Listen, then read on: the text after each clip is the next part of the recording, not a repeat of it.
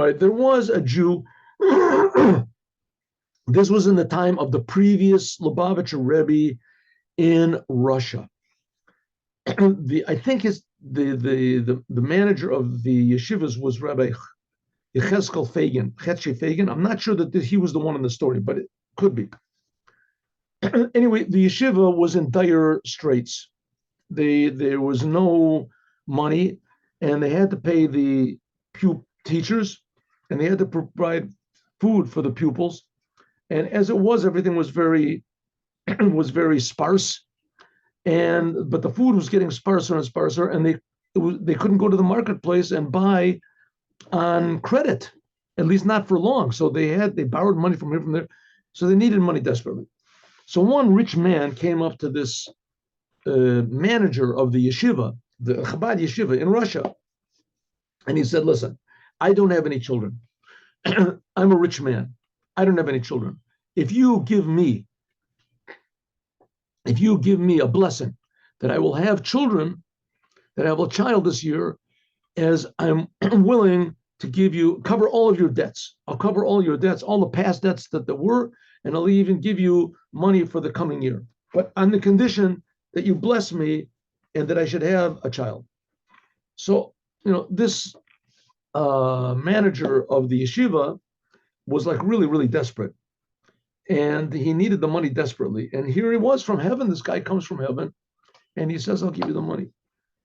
So he said, "The blessing for children." Yes. So he said, "Yes, I will." And he closes his eyes and he gives him a big blessing. "May it be the will of heaven that this year you have a son who will be healthy." And I said, "Thank you very much, Rabbi." He's crying.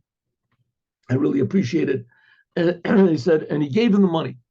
He gave him the money, paid him the money. What is and how much money was $1 million? Give him the money. Very happy. No, the year goes by, and this person, his wife doesn't become pregnant, and he hasn't got any children. He doesn't. So he comes to the rabbi, and he says, "What's going on? He said, "I don't want this blessing to come." But the blessing was that my wife would get pregnant within the year. The year is past. So the rabbi said, "I have to check it up. I have to check up and check it up. See what must be something did something wrong." Really, he doesn't know what to do. So he runs to the Rebbe, and he tells the Rebbe this whole story. And the Rebbe said, "What do you have to give him blessings for? Who are you? Who are you to give blessings?" He says, "Listen, it was a tight situation. I didn't know what to do. And so I gave him a blessing." So the Rebbe said, "Well, I don't know what to do. I'm not, I can't just pull out blessings from my pocket." He said, "It's a thing you shouldn't have done." This person who from heaven has decided he shouldn't have. But what about the yeshiva? The Rebbe said, "I don't know what to tell you, but you can't do a thing like that." So he went back and he's praying and he's doing everything he can. And the man comes to him, he's really angry.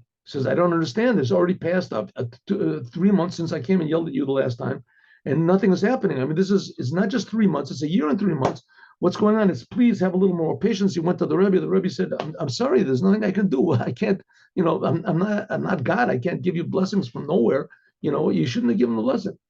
And the man is pressing on him, and he doesn't know what to do. He wants his money back, and he's really screaming. He says he's going to turn him into the police that he stole the money. He doesn't know. So he goes to the Rebbe again, and he pleads to the Rebbe, the manager of the yeshiva. He pleads, Rebbe, please, I'm begging you. I'll do anything you want to. Please give me a blessing that this man should have children. So the Rebbe closed his eyes, and he said, "Okay." And he went back, and he told the man to be fixed up. And sure enough, a month later, the man's wife became pregnant, and she gave birth to a beautiful boy. So he came and he told the Rebbe, and the Rebbe said, "Listen, don't ever do that again. Don't ever do that again. You're not a Rebbe. You haven't got the power to give blessings." But because he was a Chassid, so the situation was desperate, so he enabled the Rebbe to do a thing which the Rebbe didn't have in his power to do. The Rebbe said he couldn't do it. But because the situation was so desperate and so difficult, so now ask, how could the Rebbe do a thing which was not in his power to do? And we don't know. But nevertheless, that is the story for today. And while we were talking about Rebbe Rivka, so I'll tell you a story about Rebbe Rivka, but I'll turn this off and I'll start it again. I'll tell you another story. 1 second. Short story. Here we go.